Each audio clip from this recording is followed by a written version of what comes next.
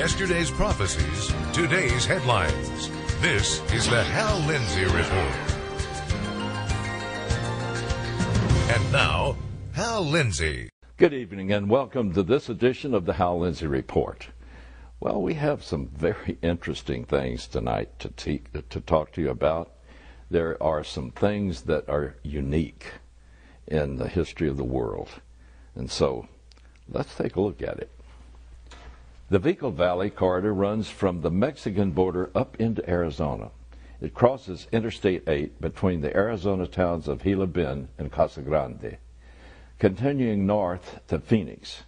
Now, according to the U.S. Department of Homeland Security, the Vehicle Valley has been unofficially ceded to the Mexican drug trafficking cartels. The federal government has posted signs along Interstate 8 in the Vehicle Valley warning travelers that the area is unsafe because of drug and alien smugglers. Those signs effectively constitute the new border with Mexico.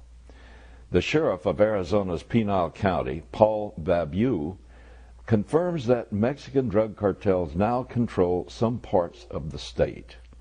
The DHS seems to confirm that view. In a memo sent in May and widely circulated, the Department of Homeland Security warned, "We just received information from a proven, credible, confidential source who reported that a meeting was held in Puerto Penasco in which every smuggling organization who utilizes the Vehicle Valley was told to attend." The memo continued, "It was decided that the cartel would send a group of 15 very well-equipped and armed sicarios, which is Spanish for assassin, complete with bulletproof vests, into the Vehicle Valley."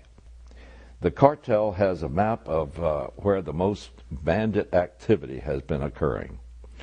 The group will walk into the valley, taking 4 days to get into LPOP positions and communicate back to Penasco.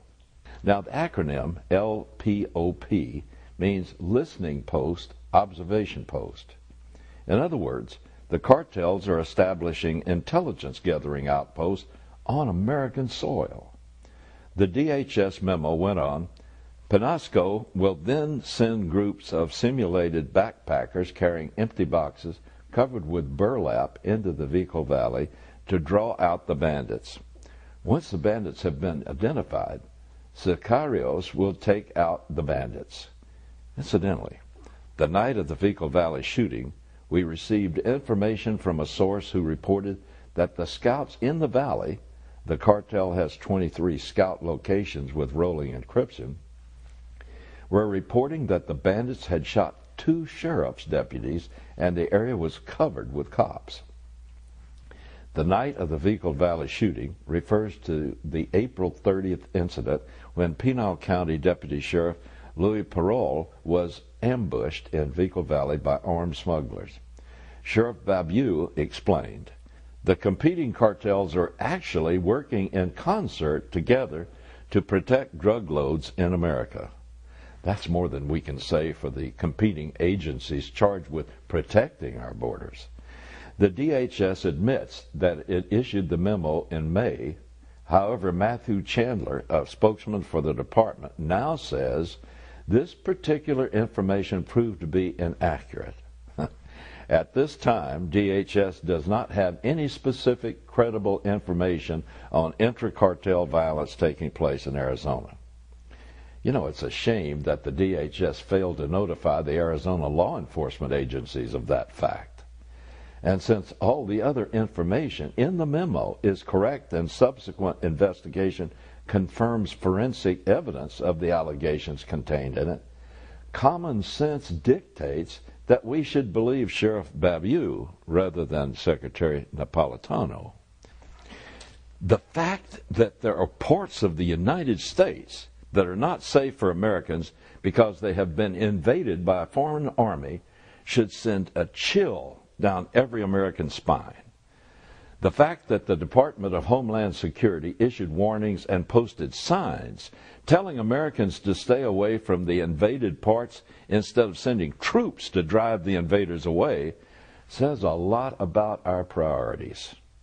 This is an admission that the Obama administration has failed in its most fundamental constitutional responsibility to defend America against all enemies, both foreign and domestic.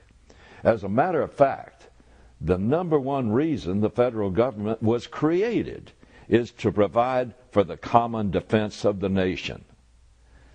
But then, if the Constitution is not important to you, why uphold it?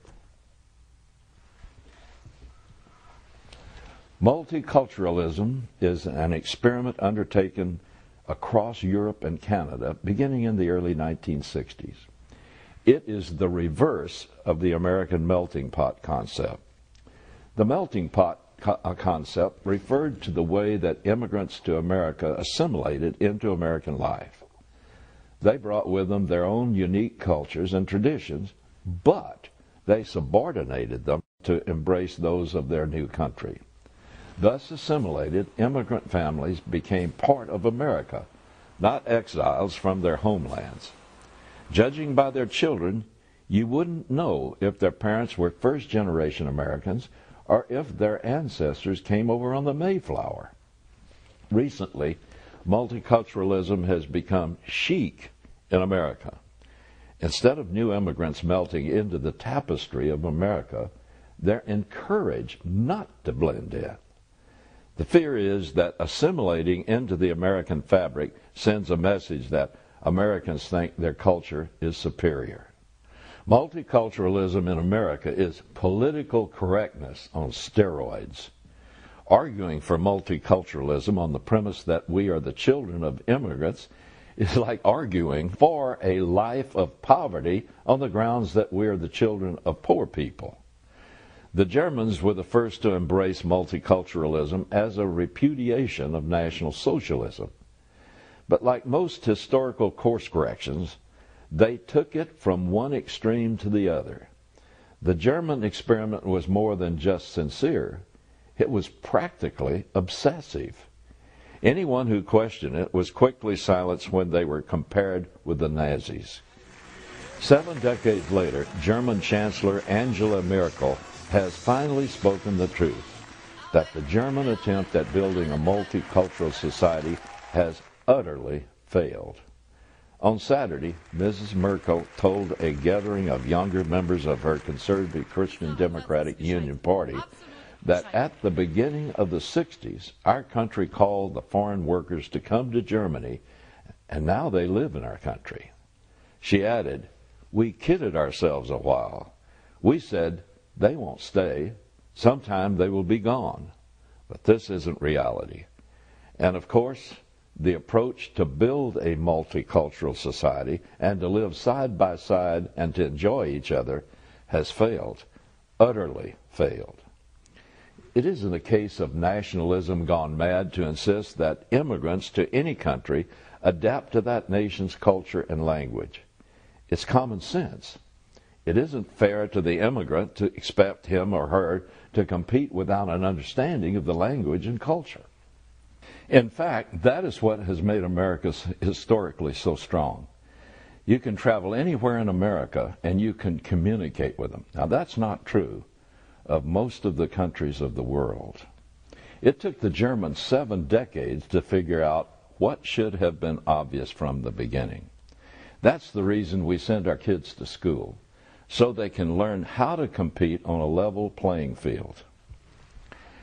The multicultural experiment is another example of mindless political correctness, disguised as enlightened thinking. A culture cannot survive without the cohesive influence of one language and the cultural distinctives that made the nation successful. Whenever a nation ceases to have a common language and culture, it becomes divided and loses its unity. 193 members of the United Nations Convention on Biological Diversity recently met for a 12-day conference in Japan. According to Akeem Steiner, head of the UN Environmental Program, the purpose of the conference is to avoid man-made mass extinction. Delegates were told that human population pressures are wiping out ecosystems such as tropical forests, and coral reefs.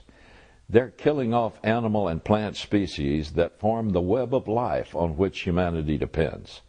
Steiner told Reuters, "This meeting is part of the world's effort to address a very simple fact. We're destroying life on Earth." Agence France-Presse quoted Conference Executive Secretary Ahmed Jaklaf. He described the summit as a defining moment in the history of mankind. Among the evidence presented at the conference was a recent report by the World Wildlife Fund, or WWF. It warned that the world's 6.8 billion humans were living at a level 50% beyond our sustainable means. The WWF said that at the current rate, by 2030, we will need to find a second Earth. I'm not making this up. You know, when I was born in the year 1929, the world had just reached 2 billion in population. It took from the Great Flood until then to reach that number. But it has only taken 80 years to more than triple the population. It took from 1927 to 1960 to reach 3 billion. By 1975, we had reached 4 billion. 12 years later, 1987, we hit 5 billion. Another 12 years to 1999 to reach 6 billion. The Earth's population is due to reach 7 billion sometime next year, and 8 billion by 2025.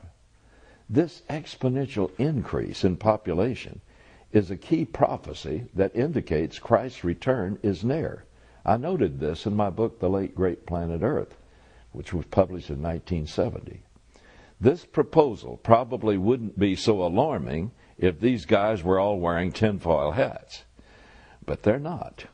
They are high-ranking environmental ministers from nearly every country in the world.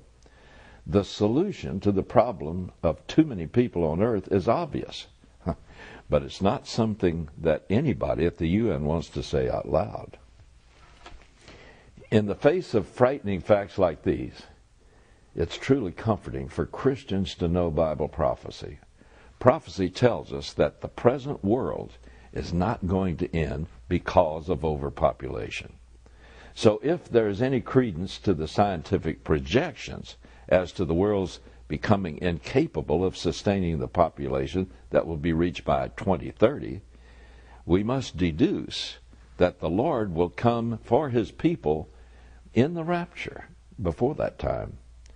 Then the unbelieving world will bring itself to destruction by the war of Armageddon within 7 years thereafter. The Lord Jesus will return to the earth to rescue the remnant that believe on him during that horrible period and will set them up with a new world order. He will rule over the restored earth for 1,000 years and then begins eternity. You know, God has a plan, and nothing is going to happen without him in control.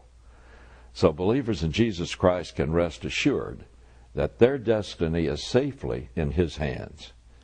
No matter how rough it gets, Jesus promises in the Epistle to the Hebrews, "For he himself said, I will never desert you, nor will I ever forsake you," so that we confidently say, "The Lord is my helper.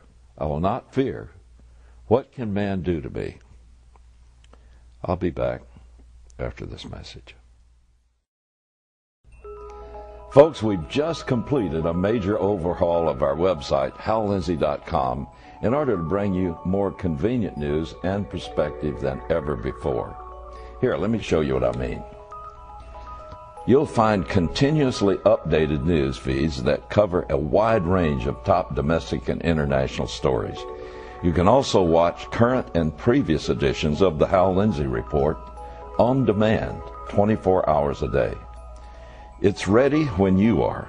Plus, there's the latest and most exciting edition, my new video blog.